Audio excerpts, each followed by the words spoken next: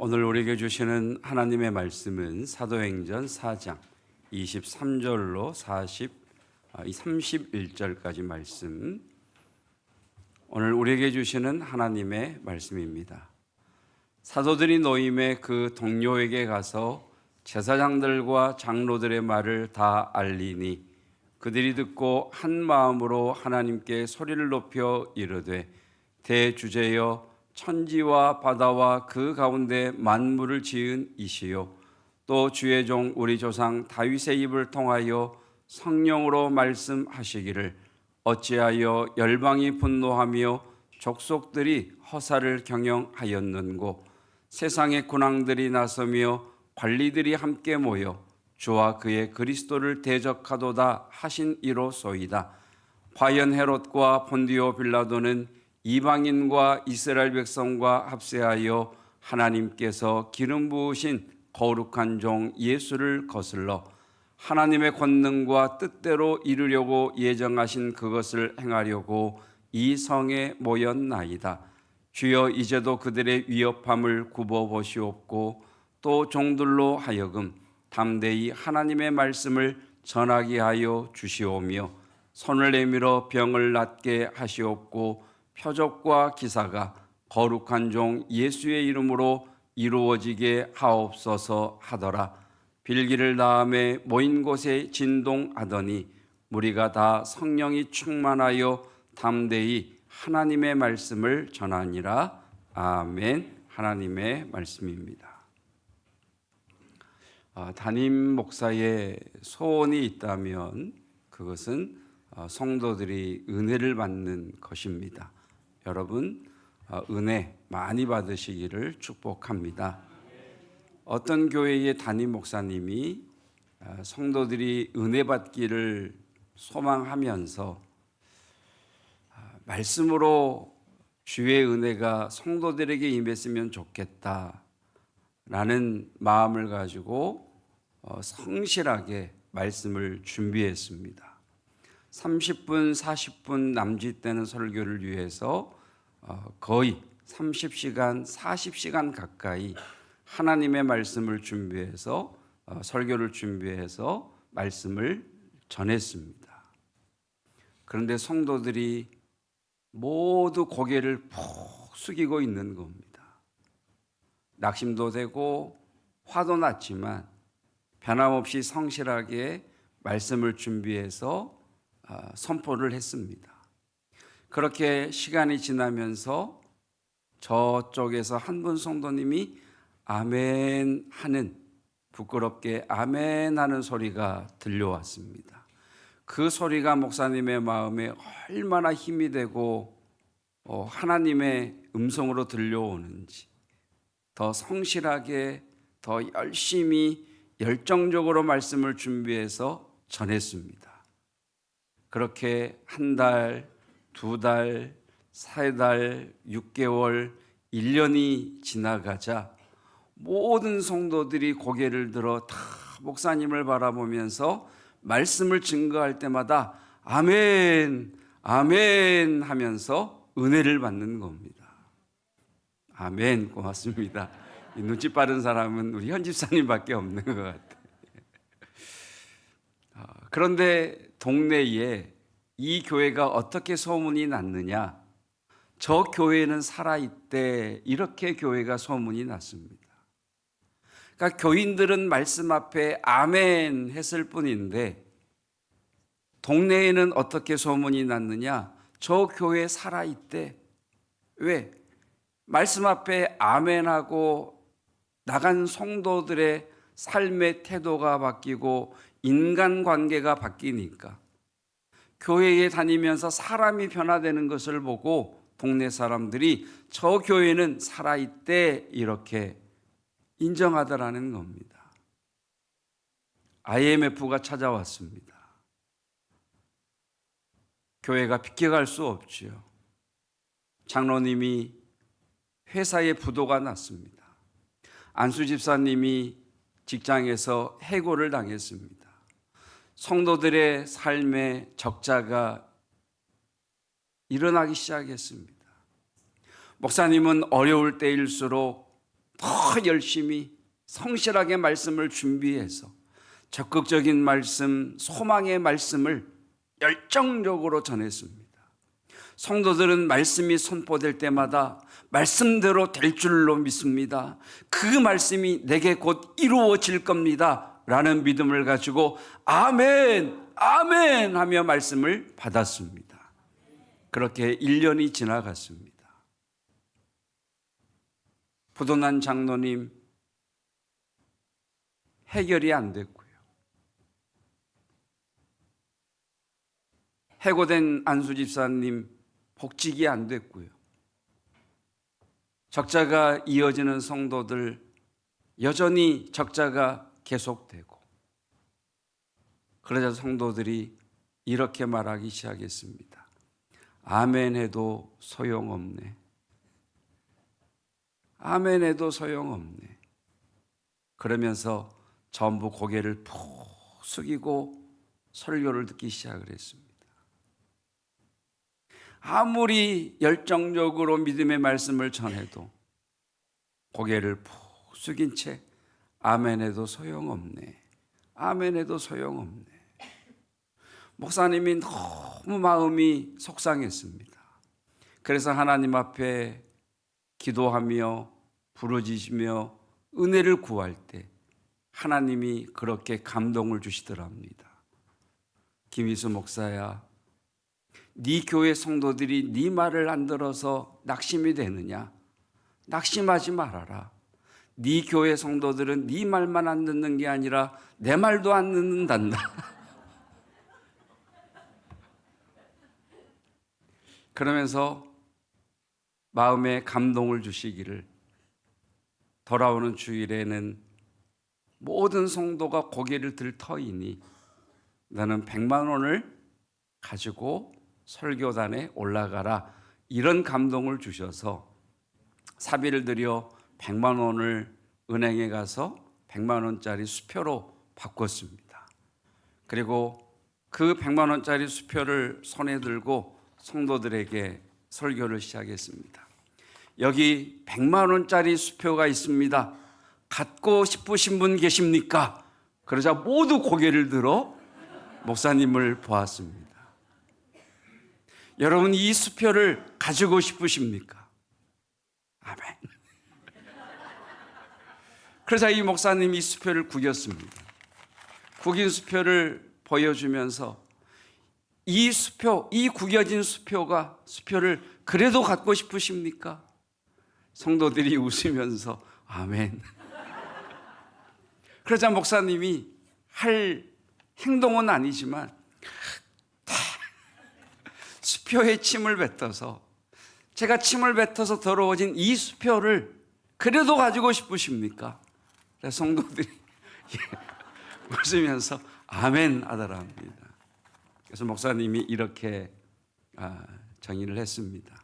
여러분, 나도 알고 여러분도 알고 우리가 아는 것처럼 수표의 상태가 구겨졌거나 더러워졌거나 수표의 상태는 바뀔 수 있지만 수표의 가치는 바뀌지 않는 것처럼 예수 그리스도로 말미암아 하나님의 자녀된 우리 성도의 가치는, 성도는 구겨질 수 있고 성도는 초라해질 수 있고 성도는 고난을 당할 수 있지만 하나님의 자녀라고 하는 성도의 가치는 변함이 없습니다. 그 말씀을 듣고 그 다음 주에 부도가 난 장로님이 대표 기도를 하셨습니다. 하나님, 죄송합니다. 70평생 예수님을 믿으며 원망해 보지 않고 살아왔는데 IMF로 부도가 나서 해결이 안 된 것 때문에 내가 낙심했고 하나님을 원망했습니다. 하나님, 용서해 주시옵소서. 하나님, 내 인생 끝나지 않았습니다. 하나님 살아계십니다. 그 장로님의 기도에 모든 성도들이 눈물로 동참하고 큰 회개와 회복의 역사가 일어났다는 것입니다. 자, 여기서 주는 메시지가 뭐냐?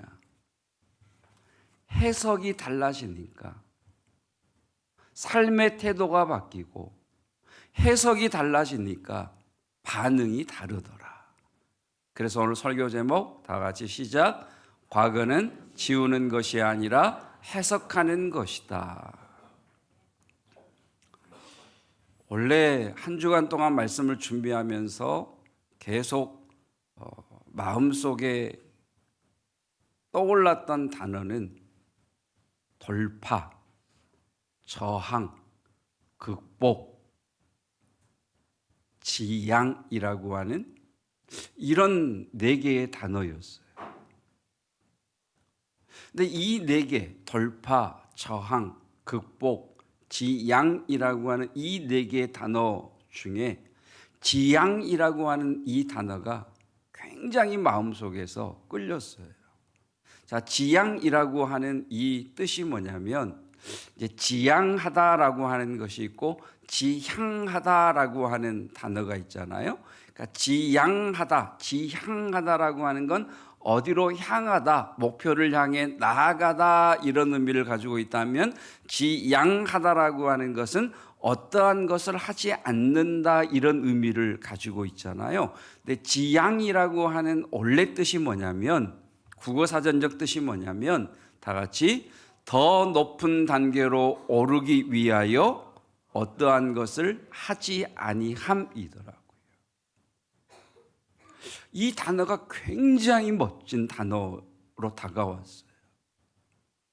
그러니까 더 높은 단계로 오르기 위해서 눈에 보이지 않는 마치 우아한 그 백조가 물에 떠 있기 위해 보이지 않는 물 속에서 부지런히 발을 움직이는 것처럼 더 높은 단계로 오르기 위하여 하고자 하는 것을 하지 아니하는 것, 그만두는 것, 이것이 지양이라고 하는 단어라는 거예요.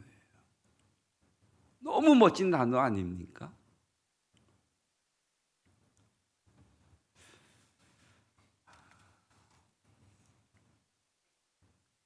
자, 오늘 본문의 말씀은 말씀의 배경은 이러죠. 자, 베드로와 요한이 성전에 기도하러 가다가 나면서부터 한 번도 걷지 못한 그 사람을 걷고 일어서고 뛰는 그 기적이 일어나게 되지요. 그러자 많은 사람들이 베드로와 요한에게 몰려들었고 그 베드로와 요한은 자신들을 향해 집중하는 사람들을 향해 말하기를 너희가 십자가에 죽인 예수를 하나님이 다시 살리셨고 그 예수님으로부터 온 믿음이 이 사람을 낫게 했다라는 그 말씀을 증거하며 복음을 전하게 되지요. 그 결과 우리가 4장 앞에서 본 것처럼 5천 명이나 되는 어마어마한 사람들이 예수께로 돌아오는 일이 일어나게 됩니다. 산헤드린 공회라고 하는 이스라엘 최고 의결 기관인 지향 내려주셔도 돼요. 의결 기관인 이 산헤드린 공회, 제사장들과 장로들과 서기관들이 깜짝 놀라서 베드로와 요한을 체포하게 됩니다. 그리고 그들을 구금을 한 후에 다음 날 예수의 이름을 전하지도 말고 가르치지도 말라라고 하며 협박하며 훈방하게 되지요. 자, 베드로와 요한이 성전 미문에 앉아있던 안진뱅이를 일으켜 세우는 기적 때문에 산헤드린 공회도 위기를 맞닥뜨리게 되고 사도들과 초대교회 성도들도 초대교회도 위기를 맞이하게 됩니다. 산헤드린 공회는 자신들의 기득권이 흔들리는 위기에 맞닥뜨리게 되고 사도와 초대교회 성도들은 사내들인 공회의 감시와 주목을 받는 위기에 맞게 되죠. 그런데 이 두 부류의 위기 대처 방법이 전혀 다릅니다. 자, 말씀 보시면 이튿날 관리들과 장로들과 서기관들이 예루살렘에 모였는데 사내들인 공회는 자신들의 위기를 돌파하기 위해서 회의로 모입니다.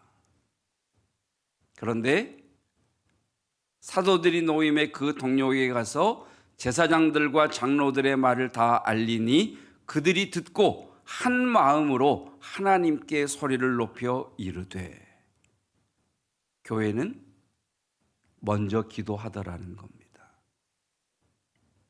세상은 위기를 맞닥뜨렸을 때 그 문제를 해결하기 위해 모여서 회의하는 것에 집중하는데, 교회는, 성도는 문제를 맞닥뜨렸을 때 먼저 기도하더라는 겁니다. 여러분, 개인이 기도하는 것도 잘 하시는 겁니다만, 여러분 2명, 3명이 모이더라도 구역에 가셔서 여러분의 기도를 나누시고 함께 기도하시기를 바랍니다. 그 기도에 역사하는 힘이 있습니다. 주님이 이렇게 말씀하셨잖아요. 2-3 사람이 내 이름으로 모이는 그곳에 나도 그들과 함께 있다라고 말씀하셨잖아요. 그러니까 내 개인적인 기도도 중요합니다만 2-3 사람이 함께 모여 기도할 때 그곳에 주님이 계시겠다고 그랬잖아요. 그러니까 수학적인 계산으로 따지면 1+1은 2밖에 안 되지만 한 사람과 또 한 사람이 모여 기도하면 주님이 그곳에 함께 계시기 때문에 1+1 곱하기 무한대가 되는 거예요. 왜 기도가 중요하냐? 기도는요, 내 생각이 있거든요. 내 지식이 있거든요. 내 계획이 있거든요. 근데 기도하면 주님의 생각이 들어오고요. 주님의 계획이 임하게 되고요. 주님의 그 지혜가 내게 들어오게 됩니다. 그래서 해석하게 되는 거예요. 그래서 해석이 달라지는 거예요. 그래서 하던 일을 멈추고 더 나은 삶을 나아가기 위해 지양하는 삶을 살아내는 거예요. 여러분, 기도를 통해 내 삶의 해석이 되는 은혜가 있기를 축복합니다. 기도할 때 그런 놀라운 역사가 일어나게 되는 거죠. 그래서 그들이 기도하는데 3가지를 기도하지 않습니까? 주여, 자, 첫 번째 기도 제목이죠. 한번 읽어볼까요? 시작. 주여, 이제도 그들의 위협함을 굽어 보시옵고. 3가지를 기도해요. 주님, 그들의 위협함을 굽어봐 주십시오. 담대히 하나님의 말씀을 전하게 해 주십시오. 우리가 손을 내어밀어 기도할 때 병든 자가 낫게 하시고 표적과 기사가 나타나게 해 주십시오. 3가지를 기도하거든요. 첫 번째 기도 제목, 주여 이제도 그들의 위협함을 굽어 보시옵고. 옛날 성경에는 하감하옵시며 이렇게 되어 있죠. 그러니까 굽어보다라고 하는 말이 위에서 내려보다 이런 의미 아니겠습니까? 그러니까 주목하여 관심을 가지고 보다라는 거예요. 그러니까 지금 사도들은, 이 초대 예루살렘 교회 성도들은 주님 앞에 이런 기도를 드립니다. 주님, 저들의 위협을 없애주세요. 이렇게 기도하지 않죠. 저들의 위협을 없애주세요. 문제를 없애주세요. 내 앞에 있는 장애물을 없애주세요. 저 벽을 없애주세요라고 기도하지 않고, 주님, 주목하여 나를 보시고 계시다가 나를 보호해 주시고 나로 뛰어넘게 하여 주시고 나로 돌파해내는 그 은혜를 베풀어 주시옵소서. 여러분, 성도는 문제를 없애달라고 기도하는 사람이 아니라 그 문제에도 불구하고 하나님이 나와 함께 하심으로 말미암아 그 문제를 복으로 바꾸는 인생 되게 하여 주시옵소서. 그것이 성도의 모습이라는 거죠. 내 힘으로는 건널 수 없는 강이지만, 내 능력으로는 뛰어넘을 수 없는 성벽이지만, 하나님이 함께 하시면 바다를 가르시든 흘러 넘치는 요단강물을 뒤로 말아 올리시든, 저 성벽을 뛰어넘는 암사선 발갛게 하시든, 저 성벽을 무너뜨리시든, 하나님이 함께 하시면 능히 그것이 복이 될 줄로 믿습니다. 이것이 성도의 기도죠. 지금 성도들은 기도하죠. 주님, 저들의 위협이 있을 겁니다. 저들이 위협이 있을 것인데, 그 위협이 있을 때에 주는 하늘에서 나를 굽어 보시사 우리를 보호하시고 우리를 건져 주십시오. 그래서 저 뒤에 5장에 가서 보면요, 사도들을 체포해요. 그러니까 사도들을 잡아다가 옥에 가두었다라고 하는 것을 보면 12사도를 전부 체포한 것 같아요. 그래서 산헤드린 공회원들이 모여서 야, 어제 잡아놓은 놈들 다 끌고 와라 라고 했더니, 그 사람이 바삐 옥에 갔다가 돌아와서 보고하는 내용이 뭐냐, 옥문도 그대로 잠겨 있고 그 옥을 지키는 죄수들도 그대로 서 있는데 잡아놓은 이들이 없어졌더이다. 하나님이 호련히 오셔서 그 문을 열어 사도들을 끌어내신 거죠. 다시 말하면 4장 29절의 기도에 하나님이 응답하신 거죠. 주여 이제도 저들의 위협함을 하감하옵시고. 여러분, 하나님이 함께 하십니다. 두 번째 기도 제목, 또 종들로 하여금 담대히 하나님의 말씀을 전하게 하여 주옵소서. 담대함을 달라는 거죠. 베드로는 알았어요.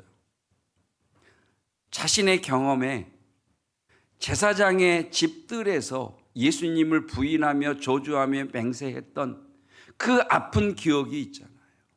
자기는 자기가 꽤 용감한 사람인 줄 알았어요. 담대함이 있는 사람인 줄 알았어요. 그런데 막상 위협의 자리에 서니까 한없이 약하고 두려워하며 심약한 자가 자기라는 것을 깨달았어요. 그리고 4장에서 사람들에게 말씀을 전할 때에 그 제사장들과 산헤드린 공회가 도무지 예수의 이름으로 말하지도 말고 가르치지도 말라고 협박할 때 베드로가 이렇게 대답하죠. 하나님 앞에서 너희의 말을 듣는 것이 하나님의 말씀을 듣는 것보다 옳은가 판단하라. 몇 달 전 베드로와 지금의 베드로가 너무 다른 거예요. 그 이유가, 그 차이가 어디에 있느냐? 8절, 이에 베드로가 성령이 충만하여, 베드로가 깨달은 거죠. 아, 담대함이라고 하는 것은 나로부터 오는 것이 아니라 성령께로부터 오는 것이구나. 여러분, 담대함은 성령께로부터 오는 것입니다. 그래서 29절에 기도하기를 주여 이제도 담대함을 허락하여 주셔서 하나님의 말씀을 전하게 해 주십시오. 여러분, 담대함은 하나님께로부터 오는 겁니다. 자, 면접을 보러 가시는 분, 중요한 시험을 치러야 되시는 분, 정말 중요한 사람을 만나야 되시는 분, 가슴이 콩닥콩닥 심장이 바운스 하시는 분, 우황청심만 드시지 마시고 성령 충만함을 위해 기도하시기를 바랍니다. 성령 충만함을 소망하면서 기도하시면서 주여 담대함을 주시옵소서. 성령, 담대함은 성령으로부터 오는 겁니다. 세 번째 기도 제목, 같이 읽겠습니다. 손을 내밀어 병을 낫게 하시옵고 표적과 기사가 거룩한 종 예수의 이름으로 이루어지게 하옵소서. 손을 내밀어 병을 낫게 하시옵고, 여기 손을 내밀어라고 하는 이 원 헬라어를 보면 지시하는 그 뭐라 그러죠? 지시 관사라는, 이게 두 가지가 있어요. 당신의 그 손을 내밀어, 이렇게 되어 있어요. 그러니까 이런 기도죠. 우리가 손을 내밀어 기도할 때에 주님의 그 손이 내 손 위에 얹히사 표적과 기사가 거룩한 종 예수의 이름으로 이루어지게 하옵소서. 여러분, 찬양할 때 성령이 충만한 가운데에 손을 들어 하나님을 찬양하는 그 담대함이 있기를 축복합니다. 예. 안 되죠, 쉽게. 그렇죠? 누가 볼래나, 뒤에서 아이고 할래나. 그래서 마음에는 막 올리고 싶은데 이렇게는 못하겠어서 이렇게는 하시오. 여러분, 손을 내어밀 때, 손을 뻗을 때 주님의 손이 그 손 위에 얹혀지는 겁니다. 그래서 손을 들고 기도하는 거예요. 여러분, 우리가 우리의 자녀들을 손을 내어밀어 기도할 때 그 손 위에 주님의 손이 얹혀져 기도하는 거예요. 그때의 치유의 역사와 기사와 표적이 거룩한 종 예수의 이름으로 이루어질 줄로 믿습니다. 그래서 우리 가끔 이렇게 기도하잖아요. 자기 머리에 자기 손을 얹고. 내 손이지만 이 손 위에 주님의 손이 얹혀져 있음을 믿습니다. 한번 따라해 보실까요? 손으로 수고한 것을 거두는 복이 있게 하옵소서. 여러분, 여러분의 손으로 하는 모든 일에 주님의 손이 더해짐으로 거두는 복이 있기를 주님의 이름으로 축복합니다. 열심히 공부하시는 학생들, 청년들, 그 손으로 하는 그 일에 복이 있기를 축복하고, 이력서를 쓰는 그 손에, 보고서를 쓰는 그 손에 복이 있기를 주님의 이름으로 축복합니다. 세 가지를 기도하지. 가장 중요한 것. 그러면 무엇이 이 사도들로 하여금 그 협박을 다르게 해석하게 만들었는가? 무엇이 사도들의 사고를 바꾸게 만들었는가? 그것이 24절로 28절에 나오죠.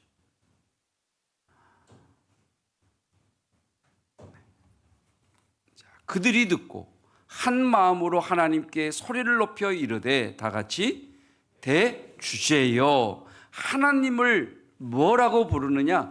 대주제여. 대주제라고 하는 말은 창조주이시며 주권자이십니다 라고 하는 고백이에요. 여러분, 우리의 예배를 받으시는 하나님은 대주제이시며 창조주이시며 살아계시며 여러분 모든 주권의 주권자이십니다. 그분이 내가 믿는 하나님이라는 거예요. 그래서 고백하기를 천지와 바다와 그 가운데 만물을 지으신 이시요 대주제이시라는 거예요. 창조주시라는 거예요. 그리고 그 이후의 말씀을 보면 27절 중간 이후에 보면 과연 헤롯과 과연 하나님이 말씀하신 대로 과연 그들이 그렇게 행하더이다. 다시 말하면 모든 것이 하나님의 통제 아래 있나이다 라는 고백이. 하나님이 대주제이시고 하나님이 창조주이시고 저들의 위협함이 있지만 저들의 위협도 하나님의 통제 아래 있다면 주님, 주께서 함께 하시사 나를 보호하여 주옵소서. 주여 담대함을 주시옵소서.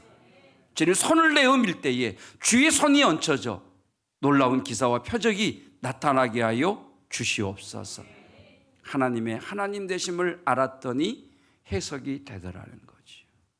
여러분, 수치스러운 과거이든 상처의 과거이든 아픔의 과거이든 그 과거는 지운다고 지워지는 게 아니에요.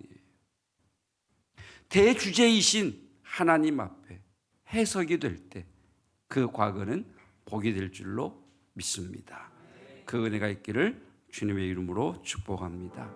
새로운 일꾼을 세움으로 교회가 말씀이 흥왕하여 부흥했던 것처럼 이번에 새롭게 세워진 일꾼들을 통해 말씀이 흥왕하며 날로 믿는 자의 수가 더해가는 교회가 되기를 원합니다. 하나님, 주님께서 우리에게 무엇인가를 맡겨주셨을 때에는 반드시 셈하시는 때가 있다 말씀하셨습니다. 주님이 맡겨주신 것을 한 달란트 받은 자처럼 땅에 묻어두었다가 주께서 셈하시는 날 부끄러움을 당하지 않기를 원하오니 먼저 직분을 맡은 자들 사명을 감당하게 하시고 맡겨주신 것을 배나 남김으로 열 고울을 다스리는 권세의 복을 누리게 하옵소서.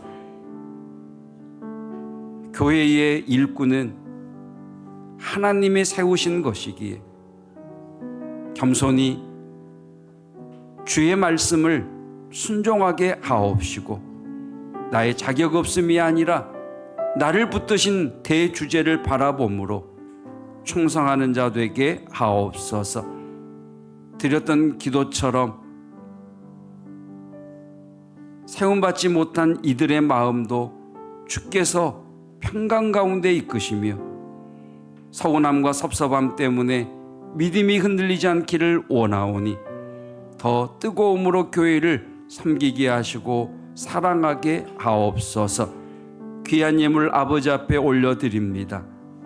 주님, 이 예물 속에 담겨있는 우리의 기도에 응답하여 주옵시고 약속하신 대로 그 손이 수고한 대로 거두는 복이 있게 하시고 수확에 기쁨이 있게 하옵시고 재정의 복이 넘치게 하옵시며 창고가 채워지는 은혜가 있게 하옵시고 까마귀를 통해서도 먹이시고 공급하시는 주의 은혜가 있게 하옵소서. 예수 그리스도의 은혜와 하나님의 사랑하심과 성령 하나님의 함께 하시는 놀라운 은혜가 하나님은 대주제이시며 나를 위협하는 저 강력한 세력조차도 하나님의 통제 안에 있음을 믿습니다. 하오니 저들의 위협함을 굽어 보시오며 담대히 주의 복음을 전하게 하시오며 손을 내음일 때 표적과 기사와 치유의 역사가 있게 하옵소서. 간구하며 나아가는 주의 몸된 교회 성도들 위해 군에 있는 외국에 있는 우리의 지체들 가운데 함께 하시기를 축원하옵나이다. 아멘.